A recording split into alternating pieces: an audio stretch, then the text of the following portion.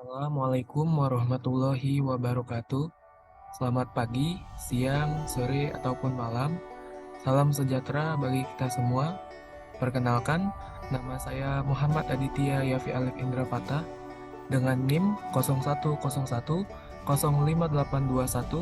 25036. Di sini saya akan membahas atau mempresentasikan hasil kerja saya yang berjudulkan Departementalisasi Overhead dari mata kuliah akuntansi biaya dan dengan dosen pengampu Ibu Nilam Kusuma SMSI AK. Langsung saja kita masuk ke slide yang pertama, yakni tentang pengertian departementalisasi overhead.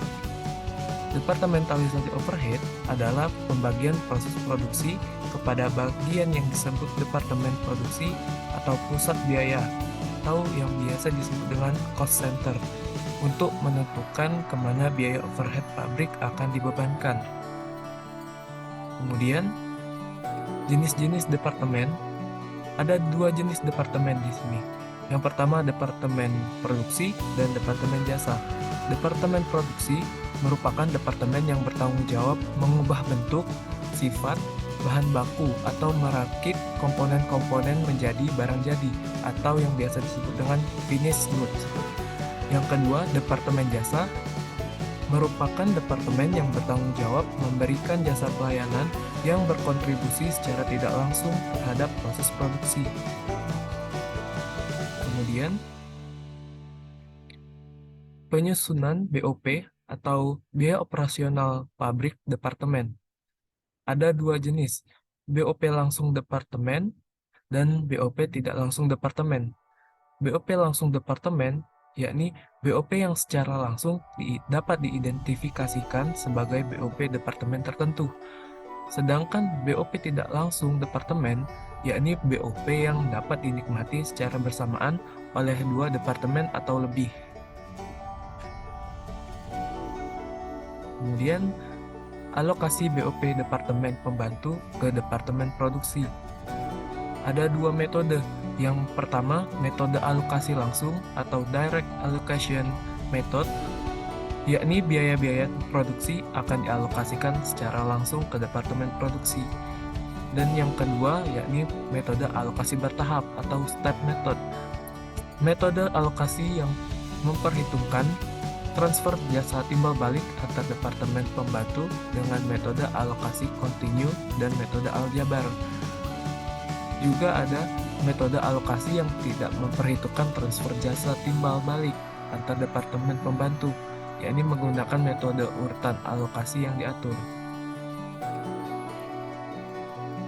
Kemudian, untuk contoh soal, di sini diketahui PT Pusri mempunyai dua departemen produksi, yaitu Departemen 1 dan Departemen 2, dan juga Departemen Pembantu A dan Pembantu B.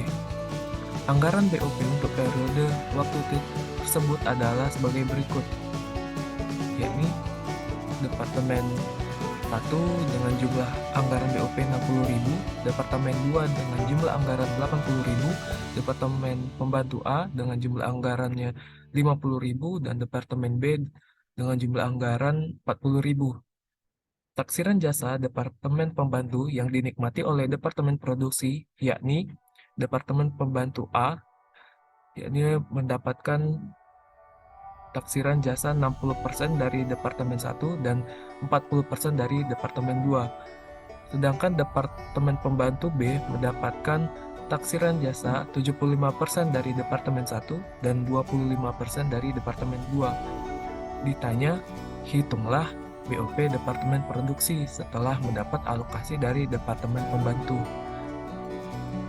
Untuk penyelesaiannya, yakni ada dua cara, menggunakan metode alokasi langsung, yakni sebagai berikut. Keterangan BOP sebelum alokasi di Departemen Produksi 1 yakni sebesar 60.000 dan di Departemen Produksi 2 sebesar 80.000. Sedangkan di Departemen Pembantu A 50.000 dan Departemen Pembantu B 40.000. Untuk alokasi BOP Departemen A di Departemen Produksi 1 itu sebanyak 30.000, di Departemen produksi 2 sebanyak 20.000, di Departemen Pembantu A itu 50.000 minus atau kredit, dan di Departemen Pembantu B itu kosong. Selanjutnya untuk alokasi BOP Departemen B, untuk Departemen Produksi 1-nya mendapatkan 30.000, di Departemen Produksi 2-nya 10.000, di Departemen Pembantu A-nya itu kosong, dan di Departemen Pembantu B-nya itu minus 40.000. Dan untuk BOP setelah alokasinya di Departemen Produksi 1 sebesar 120.000, di Departemen Produksi 2 sebesar 110.000, dan di Departemen Pembantu A dan Pembantu B yang kosong. Maka tarif BOP yang dikenakan yakni 120.000 dibagi 10.000 sama dengan 12 per jam untuk jam kerjanya. Sedangkan untuk tarif BOP yang selanjutnya untuk yang Departemen Produksi 2 yakni 110.000 dibagi 20.000, maka didapatkan 5,5 per unit. Selanjutnya untuk metode alokasi bertahap yakni sebagai berikut. Departemen A,